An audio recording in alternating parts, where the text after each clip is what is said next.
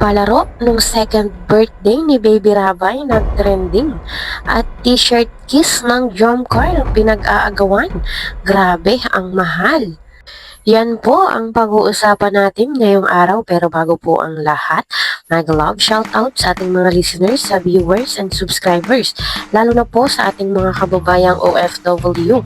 Kamusta po kayo mga kalingap? At kung bago ka pa lang sa aking munting YouTube channel, huwag ka nang mahiyang mag-subscribe, like, share and comment. Huwag mo na rin kalimutang i-click ang notification bell nang sa ganon ay updated ka sa aking mga paparating na video. At syempre, patuloy po natin suportahan si Kalingap Rab at ang ating ama ng Kalingap, ang nag-iisang founder, si Kuya Val Santos Matubang.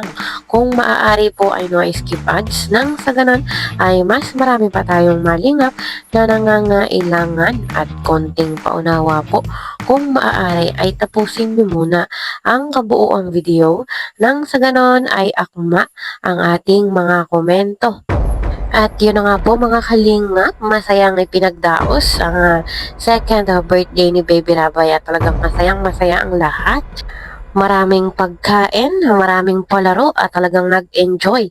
At isa na nga po sa mga palarong nag-trending ay yung kiss sa t-shirt. Lahat po ay nakasali, maging si Ate Edna at si Kuya Val ay hindi nakalampas at talagang sumali sa palaro. At ang mechanics nga po nung palaro ay paramihan ng halik sa pamamagitan po ng lipsticks ay hahalikan mo yung t-shirt ng partner mo kung saan ito nga po ay kulay puti. Kasali po diyan ang ating mga loves team, pero ang nanalo ay walang iba kundi ang tunay na couple, si Kuya Val at saka si Ate Edna. At doon nga po ay tuwang-tuwa ang ating mga viewers at pinag-agawan ang t-shirt ng Jom Carl at gusto nga po itong bilhin. Meron pong nagsasabi sa live ni Kuya Nel na bibilhin nga daw po yung t-shirt ng Jom Carl. Hindi lang naman po yung Jom Carl ang gustong bilhin, kahit po sa ibang mga love team ay gustong bilhin yung t-shirt. At meron nga pong nag-o-offer ng 20k, merong 25k at merong 50k. Grabe, ano po mga kalingap? Dahil siguro na andon yung bakas ng labi ni Bibi Carla, ay pinag-aagawan nila yung t-shirt ng Jom Carl. Talagang nakakatuwa naman.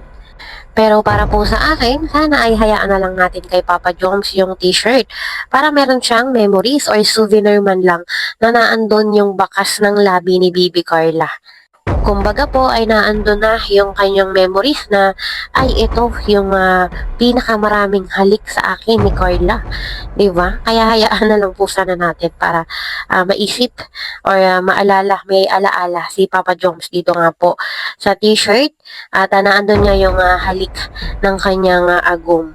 At yun na nga po mga kalingap, konting panahon na lang, konting araw na lang, ay birthday na ni Baby Carla. Talagang excited na ang lahat.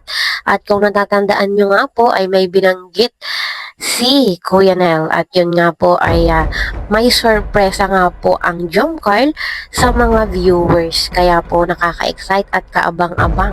Ilang tulog na lang ay malalaman na natin kung ano ba yung sorpresa na yan na inihanda para sa atin ng Jom Carl. Talaga nga nakaka-excite. Kaya abang po tayo mga halingap. Hanggang dito na lang pong muli. See you in my next video. Bye!